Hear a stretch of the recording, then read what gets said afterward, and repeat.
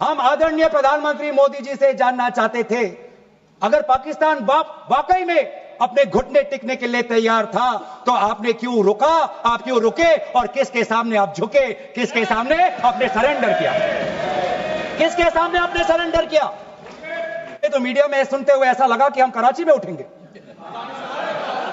Media में हमारे भारत की मीडिया जो जिनको सूचना आपसे ही मिलती है, उनका सुनने में लगा कि आज तो हम फतह करके ही रहेंगे, लेकिन पता चला कि नहीं, कहीं ना कहीं हमारे पैर डगमगा गए और जो अंतिम परिणाम था उससे पीछे हम हट गए। इन रक्षा मंत्री होने के नाते यह नहीं कहा कि पहलगाम में दहशतगर्द कैसे आए, यह नहीं कहा कि बेसारन में जहां पर 1000 लोग जाते हैं, खुशियां मनाते हैं, कैसे 5 दहशतगर्द वहां पर जाकर 26 लोगों की गोलियों से छलनी करते हैं। यह बात, यह सूचना रक्षा मंत्री ने नहीं दी। यही है सूचना का युद्ध कि इतनी जानकारी देते हैं कि कभी कभी सवाल पूछना भी भूल जाते हैं। और आज यह है हमारे विपक्ष का कर्तव्य कि हम सवाल पूछेंगे देश हित में, राष्ट्र हित में। देश के वो लोग ये भी जानना चाहते हैं कि ये जो 5 दहशतगर्दी जो आए टेररिस्ट, निश्चय इनको किसी ने पनाह दी, निश्चय इनको किसी ने जानकारी दी, निश्चय ये पूरा जो 1 घंटा का जो उन्होंने गोला बारूदी की, उसके बाद ये फरार हो गए, उनको फरार होने में भी किसी ने उनकी मदद की। और आज भी ये 100 दिन हो गए और सरकार के पास कोई जवाब नहीं। बार बार हम ये देख रहे हैं सर कि आदरणीय गृह मंत्री जाते हैं, कहते हैं कि बहुत अच्छा बंदोबस्त हो गया है, टेररिज्म के हमने उनकी रीढ़ की हड्डी तोड़ दी।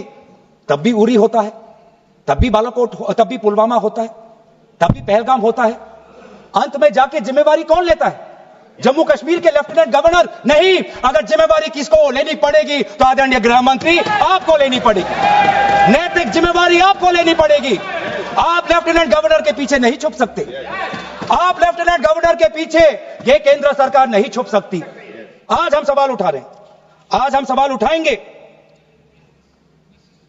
प्रधानमंत्री मोदी जी, आपको अब सऊदी अरब में थे, आप जब वापस आते आपका पहला नैतिक कर्तव्य होता कि पहलगाम आप जाते, लेकिन आप पहलगाम नहीं गए, एक सरकारी कार्यवाही के लिए आप बिहार गए और चुनावी भाषण दिया।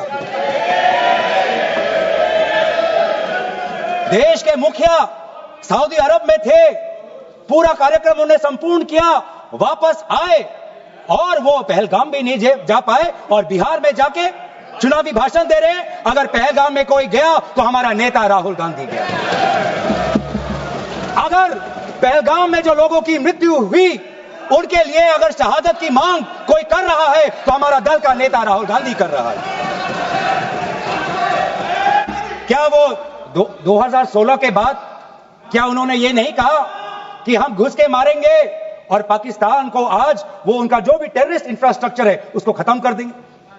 वही बातें तब की, वही बातें पुलवामा की बात की कि पुलवामा के बाद आज हमने हमारे लड़ाकू जहाज अब गए हैं, अब पाकिस्तान अब कभी भी भारत पर उंगली नहीं दिखा सकता। और उसके बाद आज दोबारा वही बातें कर रहे हैं, आज दोबारा वही बातें कर रहे हैं कि हम घुस के मारे, हमने ये किया, फलाना किया। और ये अब भी कह रहे हैं कि ऑपरेशन सिंदूर कंप्लीट नहीं हुआ, अधूरा है, क्योंकि कल को जाके दोबारा पाकिस्तान कर सकता है। ये खुद कह रहे हैं, ये खुद कह रहे हैं, ये खुद कह रहे हैं कि इसके पश्चात भी पाकिस्तान कल को जाके कर सकता है। तो ये कैसा, ये जो सफल कैसे हुआ, फिर क्या सफल हुआ? आज ये खुद कह रहे हैं कि हमारा मकसद युद्ध का नहीं था, हम पूछना चाहते क्यों नहीं था, होना चाहिए था। आज उन्होंने खुद कहा कि हमारा मकसद जमीन लेने का नहीं था, क्यों नहीं था? पाकिस्तान ऑक्यूपाइड कश्मीर अगर आज नहीं लेंगे तो कब लेंगे? ये उन्होंने खुद कहा, इन्होंने खुद कहा कि हमारा मकसद था टेररिस्ट के इंफ्रास्ट्रक्चर पर आक्रमण करना। तो क्या हमने उरी के समय नहीं किया? क्या हमने पुलवामा के समय नहीं किया? लेकिन उसके पश्चात भी पाकिस्तान का इतना साहस कि आज उन्होंने पहलगाम में जो पिछले 20 वर्षों में हमारे भारतीय नागरिकों पर सबसे दर्दनाक अगर हमला हुआ है तो आपके समय पे हुआ है। आपके समय में उरी हुआ, आपके समय में पुलवामा हुआ और आपके समय में आज पहलगाम हो रहा है। व्हाट इज इंपॉर्टेंट, क्या जरूर, हिंदी में अनुवाद करने की कोशिश भी करता हूं, मत करो। क्या जरूर ये जरूरी नहीं कि जेट गिरे, पर क्यों गिरे, क्या गलतियां हुई, वो महत्वपूर्ण है। संख्या महत्वपूर्ण नहीं। सर 35 ही राफेल है देश में, 35 ही राफेल है। अगर उनमें से कुछ गिरे भी तो देखिए सर, मुझे तो लगता है कि बहुत बड़ी क्षति हुई। 35 राफेल, अगर कुछ उनमें से भी अगर कुछ गिरे तो मुझे लगता है कि जरूरी है, क्योंकि आपको लगता है कि 35 राफेल काफी है, तो अगर कुछ गिरे तो वो भी जरूरी है। और उन्होंने उसके बाद ये कहा कि ये बात अच्छी है कि हमने अपनी गलतियों को समझा, उसको सुधरा, और 2 दिन बाद हमने अपने जेट को उड़ाए और दूर से हमने आक्रमण किया। सर ये मैं थोड़ी जानकारी चाहूंगा। हमारे पास जो हमें यह संदेश मिलता है कि दुनिया के सबसे बढ़िया और बेहतरीन लड़ाकू जहाज हमारे पास है, सबसे बेहतरीन पायलट हमारे पास है, तो सीडीएस को ऐसा क्या कहना पड़ा, ऐसा क्या परिस्थितियां हैं कि हमारे पायलट, हमारे लड़ाकू जहाज क्लोज रेंज में नहीं जा सकते, उनको दूर से ही फायर करना पड़ता? ये क्या है? ये क्या ऐसी ये क्या पाबंदी है? ऐसी ये क्या पाबंदी है कि सीडीएस को ये कह रहे हैं कि हमारे लड़ाकू जहाज ने पहले दिन गलतियां की, गलतियां हमने सुधारी और दूर से हमने आक्रमण किया। क्या हम पास से नहीं कर सकते?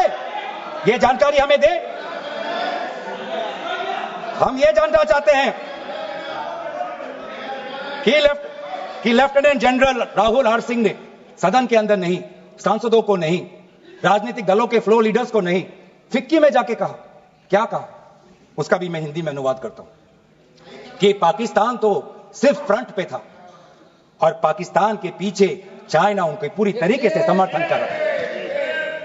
ऐसी कोई आश्चर्य की बात नहीं होनी चाहिए, क्योंकि पिछले 5 वर्षों में लगभग 80% मिलिट्री हार्डवेयर पाकिस्तान को सब पूरा चाइना से मिल रहा है।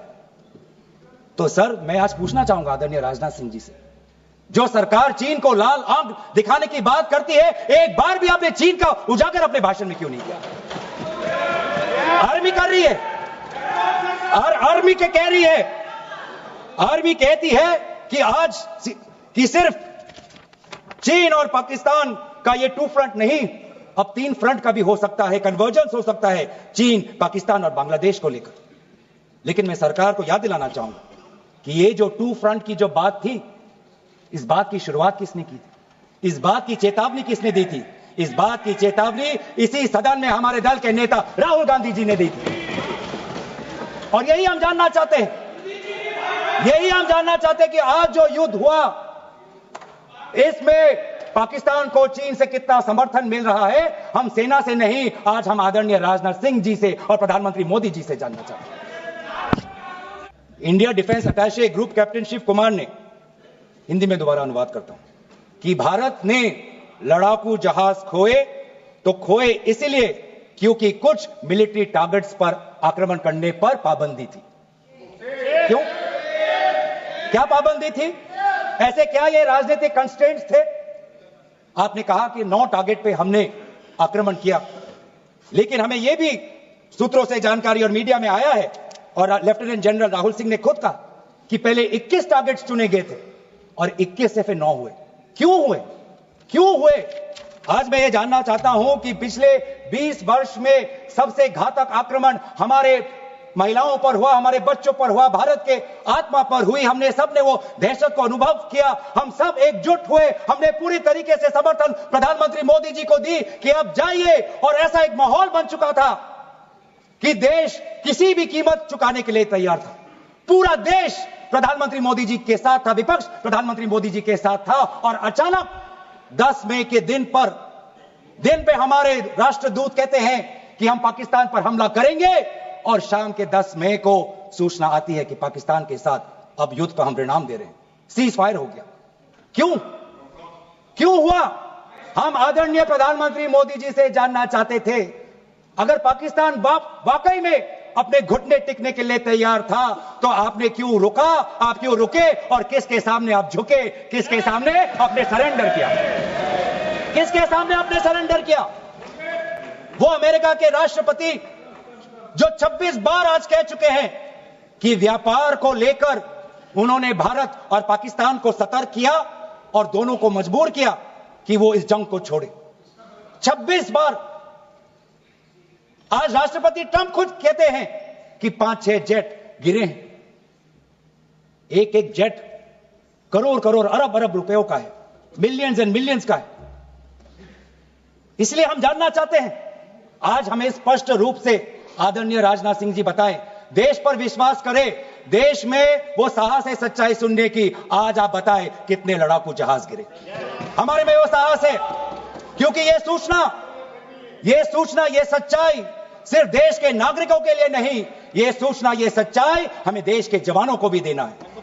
आज उनसे भी झूठ कहा जा रहा है, उनके बीच में भी भ्रम फैलाया जा रहा है।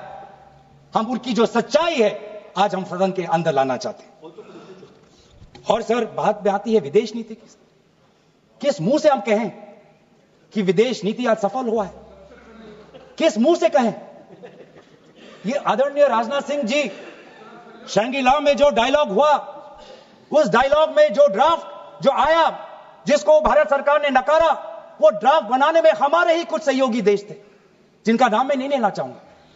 लेकिन ऐसे देश जिसको हम परंपरागत दोस्त हम मानते हैं, ट्रेडिशनल एलाइज मानते हैं, आज उन्होंने भी इंडिया और पाकिस्तान को हाइफिनेट कर दिया। और आप ये शब्दों के खेल से आप खुश हो कि ब्राजील के डॉक्यूमेंट में ये जम्मू कश्मीर का, पाकिस्तान का भी नहीं, ब्राजील के डॉक्यूमेंट में सिर्फ जम्मू कश्मीर में जो दहशतगर्दी हुई उसी की निंदा हुई, पाकिस्तान की निंदा नहीं हुई। पर आप उससे खुश हो? अगर आप उससे खुश हो तो मैं जानना चाहूंगा, जो $1 बिलियन का आर्थिक सहायता IMF ने दिया पाकिस्तान को, उस पर आपको क्या कहना है?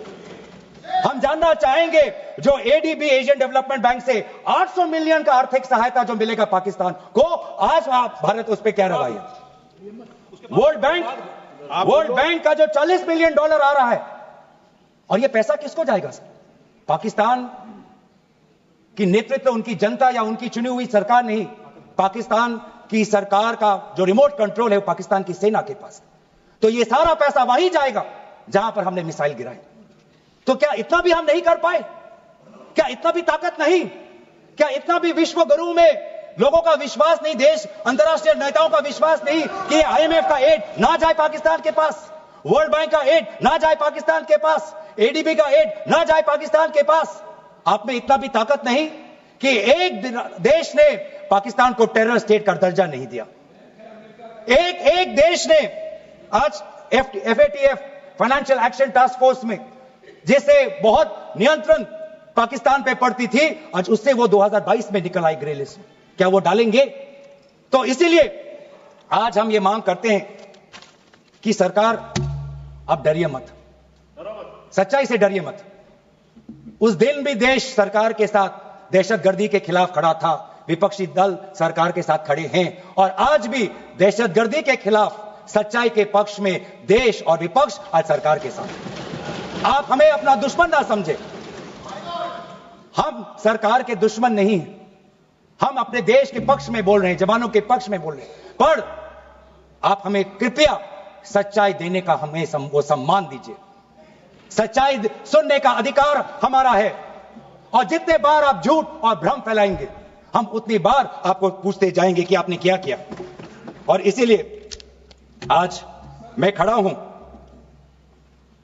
अपेक्षा बहुत की थी कि पहलगाम का उजागर होगा। आदरणीय गृह मंत्री नैतिक जिम्मेवारी लेंगे, राष्ट्रीय सुरक्षा सलाहकार नैतिक जिम्मेवारी लेंगे, और प्रधानमंत्री मोदी जी कहेंगे क्यों उन्होंने ऑपरेशन सिंदूर, जो अंतिम अंजाम था, हमें तो मीडिया में सुनते हुए ऐसा लगा कि हम कराची में उठेंगे। मीडिया में हमारे भारत की मीडिया जो जिनको सूचना आपसी मिलती है, उनका सुनने में लगा कि आज तो हम फतह करके ही रहेंगे। लेकिन पता चला कि नहीं, कहीं ना कहीं हमारे पैर डगमगा गए, और जो अंतिम परिणाम था उससे पीछे हम हट गए। हमें पीछे नहीं हटना, हमें आगे बढ़ना है, सच्चाई के साथ, लोकतंत्र के पक्ष में। इन्हीं बातों के साथ मैं अपना पक्ष समाप्त करता हूं। धन्यवाद। जय हिंद।